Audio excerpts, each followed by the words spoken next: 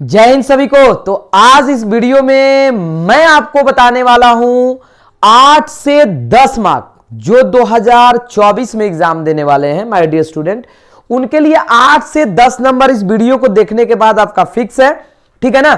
क्योंकि इसमें हमने वही क्वेश्चन लिया है जो आपके आने वाले एग्जाम के लिए बहुत ही ज्यादा इंपॉर्टेंट है। तो वीडियो को पहले पूरा देखिए, उसके बाद लास्ट में आप कमेंट करिएगा, ठीक है ना। चलिए, सबसे पहला जो आपका स्टोरी ऑफ इंग्लिश से क्वेश्चन आता है उसको हमने लिया है। जैसे पहला क्वेश्चन है कि name the 5 modern English poet. 5 modern English poet का नाम लिखना है। सुनिए, सबसे पहले आपका रेनबो पार्ट 2 से 6 से 7 क्वेश्चन आता है।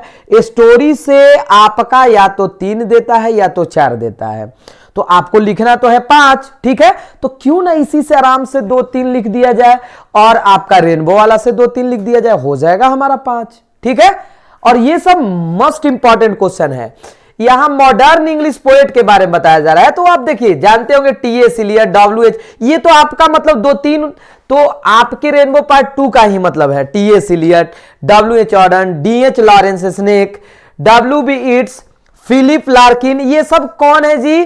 तो ये आपके इंग्लिश, ठीक है ना, मॉडर्न पोएट हैं, ठीक है। इनका आपको नाम हमेशा याद रखना होगा, ठीक है।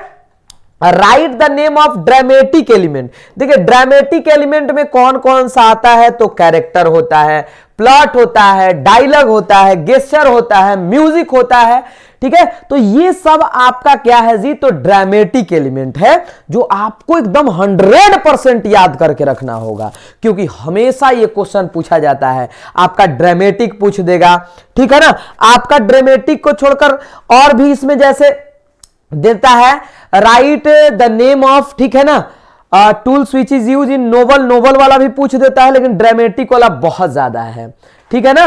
ओके, आगे हम लोग बढ़ चलते हैं। देखिएगा, राइट एनी 5 इंग्लिश ड्रामेटिस्ट। यहां ड्रामेटिस्ट का पूछा जा रहा है। यहां आपका देखिएगा मॉडर्न इंग्लिश पोएट, यहां आपका ड्रामेटिस्ट, ठीक है ना।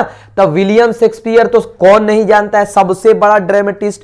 जॉन हेवुड, ठीक है ना, John lily, gold Smith, GB Shaw, ये एकदम नाम को याद रखिएगा, हमेशा आपका पूछा जाता है। अच्छा, एक क्वेश्चन इसमें और ऐड कर लीजिएगा, name any 5 English Indian poet, ठीक है ना, या इंडियन इंग्लिश पोएट ऐसे देता है, जैसे मुल्क राजानंद, रविन्द्रनाथ ठाकुर, ठीक है ना, आपका कमला दास। तो ये सब याद रख लेना है आपको, 100% क्वेश्चन ये आने वाला है, मैच करने वाला है। फिर आपका एक क्वेश्चन देता है, English is an international world global language how. तो ये इसका आंसर हमने लिखा नहीं, हमको लगता है कि everyone knows the answer of this question, कि इंग्लिश को क्यों ग्लोबल लैंग्वेज कहा जाता है, क्यों हम लोग इसको ग्लोबल, इंटरनेशनल। तो सबसे पहला कि English is spoken all over the world, that's why we can say that it is an international language. हर जगह बोला जाता है, इट इज अंडरस्टूड, इसे समझा जाता है, ठीक है ना। मदर टंग, आपका कोई मदर टंग की तरह यूज करता है, कोई सेकेंड लैंग्वेज की तरह यूज करता है, कोई इसे फॉरेन लैंग्वेज की तरह यूज करता है, ठीक है ना। ये बहुत ज्यादा इंपॉर्टेंट है, तो इतना लिख दीजिएगा कि आसानी से आपको ये 2 मार्क्स मिल ही जाएगा। हालांकि ये 5 मार्क्स में भी पूछता है, उसके लिए निश्चिंत रहिए। Name 2 works of William Shakespeare, ये बहुत बार पूछा गया है। 2 वर्क्स के बारे में बताना है। 2, यहां वर्क का मतलब काम नहीं, 2 का रचना, ठीक है। 2 रचना, ओथेलो हो गया, हैमलेट हो गया, ठीक है ना, एज यू लाइक इट हो गया। There are so many works of William Shakespeare. आपको 2 पूछ देगा, 3 पूछ देगा। एक और ऐड करिए क्वेश्चन, आपका जो स्टोरी ऑफ इंग्लिश से पूछा जाता है, कौन सा question? Name any 4 countries where English is used as, या तो फॉरेन लैंग्वेज पूछेगा, या तो मदर टंग पूछेगा, या तो आपका सेकेंड लैंग्वेज पूछेगा। मतलब ये 3 क्वेश्चन हो गया आपका। मतलब 4 ऐसे देश का नाम बताइए जहां पर इंग्लिश को मदर टंग की तरह यूज किया जाता है, जहां इंग्लिश को, ठीक है ना, सेकेंड लैंग्वेज बहुत बार पूछा हुआ है, या जहां इंग्लिश को हम लोग फॉरेन लैंग्वेज की तरह यूज करते हैं। तो ये भी आपका क्वेश्चन बन सकता है, जो बहुत ज्यादा इंपॉर्टेंट है। इतना से आपको ज्यादा पढ़कर जाने का जरूरत नहीं है, टेंशन मत लो, ठीक है ना। अच्छा जी, एक बात और, ये भी आपसे पूछा जाता है, सुनिएगा, ठीक है ना, व्हाट इज नोबल, या what is the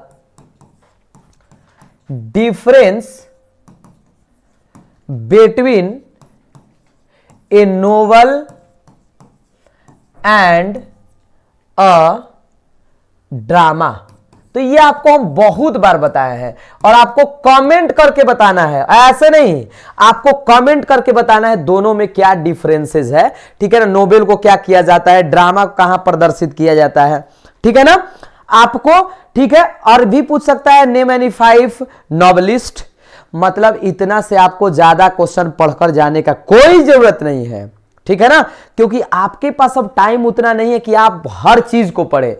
smart work क्योंकि आपके पास ऑप्शनल है भाई, 10 में 5 बनाना है, तो प्रॉब्लम क्या है, प्रॉब्लम है क्या बताइए। यहां हमने लिखा है कि अच्छा ऑब्जेक्टिव के पॉइंट ऑफ व्यू से कौन कौन सा चैप्टर आपका एसे है, तो एसे कौन कौन सा है जी, Indian civilisation and culture, ideas that have help mankind, a child is born, ये आपका क्या है जी, एसे है। अच्छा, इसमें और हम ऐड कर देते हैं, अगर हम बात करें स्टोरी का, तो स्टोरी तो आपको मालूम ही होगा, अ पिंच ऑफ स्नफ, देख ही लो, a pinch of snuff, a pinch of snuff हमेशा पूछ दिया जाता है, हमेशा पूछा जाता है, मतलब इससे 2 नंबर का क्वेश्चन एकदम 100%। आया बात समझ में कि कौन चैप्टर मान लीजिए दे देगा, Indian civilisation and culture is essay, ठीक है ना। अच्छा, ए पिंच ऑफ स्नफ हो गया, आपका द आर्टिस्ट हो गया, द आर्टिस्ट हो गया, ठीक है ना, इसको थोड़ा देखिएगा ध्यान से। और अगला अगर बात किया जाए तो आपका द अर्थ हो गया, द अर्थ हो गया। अच्छा जी, अब ध्यान देना है, इसमें 3 और क्वेश्चन हमारा कंसेप्चुअल क्या बन सकता है, सुनिएगा, बड़ा मजेदार यहां हम बात बता रहे हैं। हाँ, मेन कैरेक्टर आपसे यहां पूछा जा सकता है, ठीक है, मेन कैरेक्टर के बारे में। तो ये पिंच ऑफ स्नफ में मेन कैरेक्टर किनका है, नानू काका, नानू काका का मेन कैरेक्टर है। द आर्टिस्ट में किसका है, तो सेवी का है, किसका है जी, सेवी का है। अच्छा, द अर्थ में किसका है, तो बेंजी का है, किसका है, बेंजी का है। अब समझिए, यहां से 3 ये, यहां से 3 ये, यहां से आपका ये, तो कहां से क्वेश्चन देगा, कहां से। ऐसे ही इंपॉर्टेंट वीडियो आपको देखना है, अच्छा लगे पूरा एकदम शेयर कर दो मार्केट में, ठीक है ना, शेयर करिए अपने सभी फ्रेंड्स के पास। ऐसे है, अच्छा ऐसे देख लिए, और हम लोग क्या देख लिए जी, स्टोरी देख लिए। अच्छा सर, स्पीच भी होता है क्या, बिल्कुल स्पीच है, और इसमें 2 स्पीच का बात किया गया है। पहला हमारा Bharat is my home, Bharat is my home, ठीक है ना, भारत इज माई होम के बारे में बात किया गया है डॉक्टर जाकिर हुसैन के द्वारा। और एक स्पीच अगर बात किया जाए तो I have a dream, I have a dream, ठीक है ना, आई हैव ए ड्रीम भी आपका क्या है माय डियर स्टूडेंट, क्या है बताइए, तो ये भी आपका एक स्पीच है।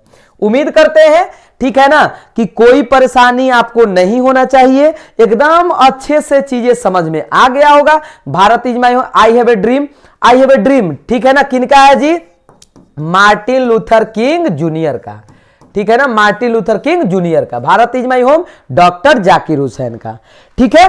अच्छा जी, अब थोड़ा सा देखिएगा, एक चीज और हम बता रहे हैं, मतलब 2-3 ऐसे आपके 2 ऐसे पोएट हैं जो अपने देश को छोड़कर दूसरे देश गए हैं। सबसे पहला W.H. Orton, W.H. ऑर्डन, इनका जन्म माय डियर स्टूडेंट कहां हुआ था पता है, इंग्लैंड में। कहां हुआ था, इंग्लैंड में। अच्छा, ये इंग्लैंड मतलब 1939 में छोड़कर कहां शिफ्ट हो गए, कहां शिफ्ट हो गए, अमेरिका। अच्छा, एक हम आपको बताएंगे नहीं, बल्कि हम ये बता रहे हैं कि अमेरिका के थे और ये छोड़कर कहां आ गए, इंग्लैंड। कहां जी, इंग्लैंड, ठीक है। और इनका आपको नाम बताना है, इनका आपको नाम बताना है कमेंट बॉक्स में, ठीक है ना। उम्मीद करते हैं कि ये वीडियो आपके लिए बहुत ज्यादा इंपॉर्टेंट, वहां से आपका क्वेश्चन आंसर से 6 नंबर और इधर आपका ऑब्जेक्टिव से 4 नंबर, ये 10 मार्क्स रोक, मतलब कोई नहीं रोक सकता है इस वीडियो को देखने के बाद, ठीक है।